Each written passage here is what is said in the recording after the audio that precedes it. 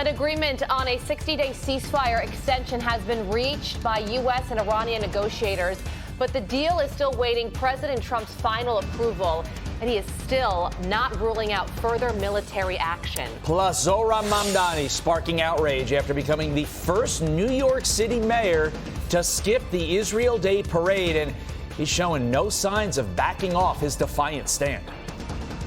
I said on the campaign trail that I wouldn't be attending the parade, and I've made my views on the Israeli government abundantly clear. And every amusement park fan's worst nightmare, a roller coaster stalls, leaving students dangling 100 feet in the air for hours. Wow.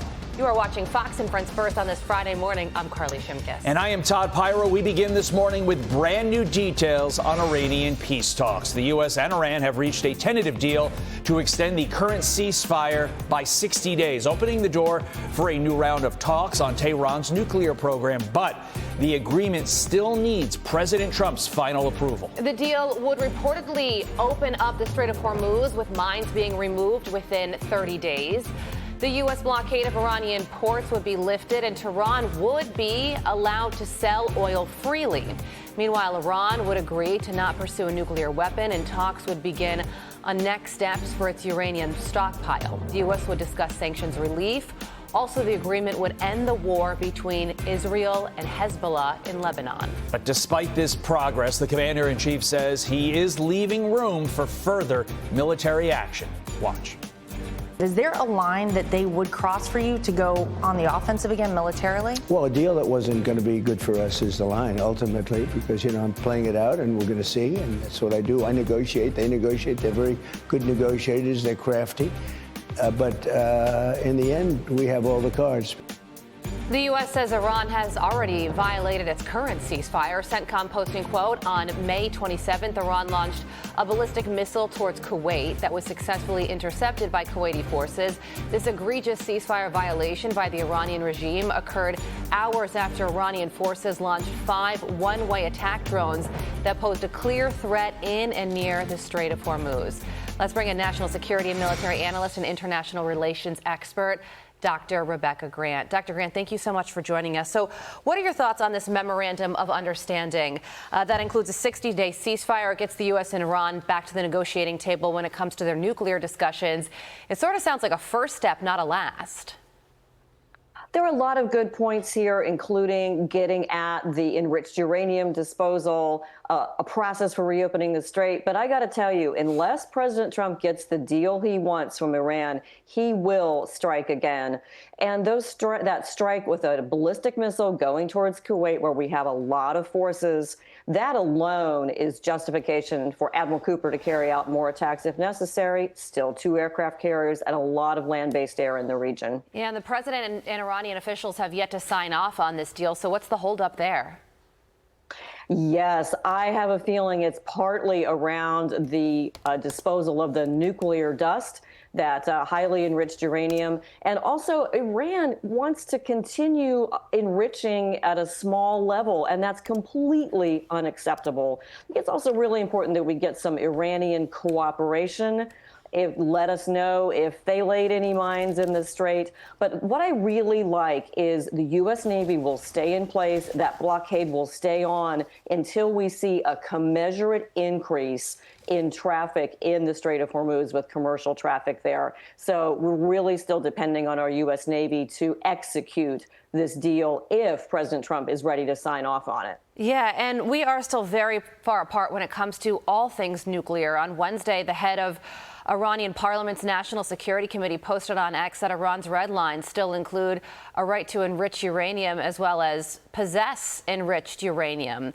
So when it comes to the nuclear element of this, Dr. Grant, which is why we entered this war in the first place, how does the United States get Iran to change its mind? You're right. And President Trump made a moral choice to take down Iran's nuclear capability and their power projection capability. And we are now using not only the military pressure, but the economic pressure, and frankly, President Trump's resilience and persistence to get Iran to change their mind. You're going to hear a lot of propaganda and crazy talk from them, but I think they are getting close to agreeing to this. And what we want to see is accounting for that nuclear material with the UN's IAEA in there inspecting as well, and to be 100% sure there is no path back to the nuclear road for Iran. Which would be a remarkable development. But in the meantime, in the immediate, when it comes to the Strait of Hormuz, this deal would reportedly open the Strait of Hormuz back up and the U.S. blockade of Iranian ports would be lifted. How does that affect negotiations? Well, that is a key incentive, really, for Iran because CENTCOM has intercepted over 100 ships. Their ports are closed. And of course, we want to see that strait opened as well. But the key here is the U.S. Navy will stay in place. We're going to keep the aircraft carriers in place. We're going to keep the destroyers in place to make sure that Iran is fully complying at all times. And if they slip off the path after a deal, then we can put that blockade back in place. It will take time for the international shippers to reconfigure their routes, but we want a deal that gives shipping the confidence to put the Hormuz transit back on their schedule. We know the traffic separation lanes around Oman are ready to go and free of mines. So I think we're heading in the right direction and looking for a drop in oil prices, too. That's the direction we certainly want to be headed into. Okay, Dr. Grant, from Iran to Cuba, and there's this Axios report, and listen to the wording of it. Axios is reporting that the Trump administration is bracing for the potential collapse of Cuba's totalitarian government as early as this summer and has war-gamed new military response plans in case the island descends into chaos. Of course, Cuba, 90 miles off the coast of the United States. So what would this mean for the United States, and what are the chances that this actually happens?